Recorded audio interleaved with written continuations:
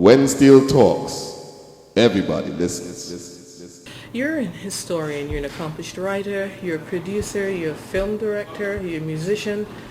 Which role do you think fulfills you the most? Me. It's just, I'm just me. I wear many hats, you know.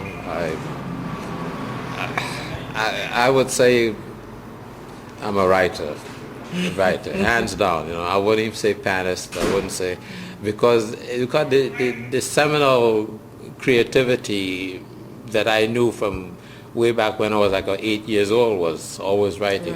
Maybe even before that, you know, I was just always writing, and people always recognized it, you know. And people say, I remember you from so-and-so school, elementary school, and you were writing your way, the poems that you, and all that stuff that you did, and you stood up there and you talked to the whole school just before Christmas holidays, and so people remember me. Yeah.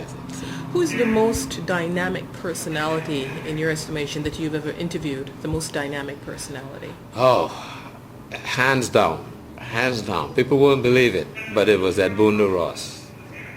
I remember growing up, and Edmundo Ros, and I remember there was a radio disc jockey by the name of Bob Gittins, and he would have a show like from 7 in the morning to 8, and like you're getting ready to go to school and you're dressing, and Bob was right after the news, and the news would be like for 10 minutes, so like 10 after 7 he would play an Edmundo Ros piece or something like that, you know, and it's a Latin piece, you know, and he says, oh, by the way, this guy's from Trinidad. You say, oh, you gotta be kidding me, Edmundo Ros is from Trinidad, you know. So and one year he came down to Trinidad, the first time in years he had ever come down to Trinidad. Somebody put in my ear, hey, Edmundo Ros is here. I says, I gotta interview him. And he was kind of frail and everything. He was in his 80s. And we put him sitting on a chair. I never did that. I always interview. I'm 5'5", and you know, even when that was the second time.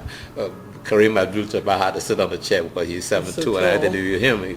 You know, and so we sat with Edmundo Ros, and because he was 80 something, and we had a very, and I remember exactly what I asked him at the end. I says, you know, with all the music that you've done around the world.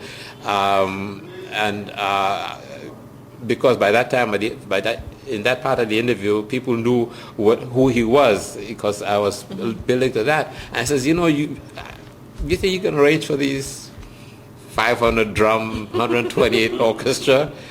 And he says, no. I leave it to them. They're the experts.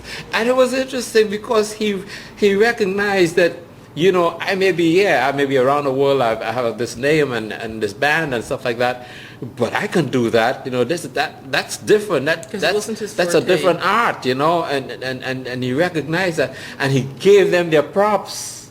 You know, and I thought that was amazing for you know he had no ego about it. You know. So, if he's the most dynamic personality, who do you think is the most important personality you've ever interviewed?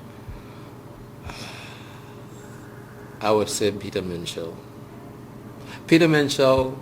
and a guy and when I was doing the documentary, he lived right here in New York, Lewis Kamenitza. He's from Uruguay, and I went to his home in Long Island to ask him about Peter Minshall's art, and I realized that this guy knew what he was talking about. You know, Peter Minshall knows what he's doing, and Kamenitza knows what he's talking about. So yeah, those three key people. And Steelband personalities, if you ask me, I would say the most interesting Steelband personality I've interviewed were, I would say, Earl Rodney and Professor Philmore. Interesting. The one who very knowledgeable, I would say Neville Jules, because you could sit with Neville Jules and so many stories flow out of him, you know. And the shyest was Boogsie Sharpe when he first came up, and you had to coax him. And now Boogsie is very voluminous. very. Yeah, Boogsie, you can't. He will keep talking unless you say Yes. stop. I met Boogsie years ago, and he was extremely shy. I'm talking about at least 35 years ago. And I think He was very shy. I'm not trying to take credit for pulling him out of that, but and then I spent a couple of days with him doing a story for Pan magazine, and I got to know him better, and I sort of got into his psyche. He's a misunderstood character, but Boogsie, would go down in history as, if not the best panist, the best panist. Okay. When Steel talks, everybody listens.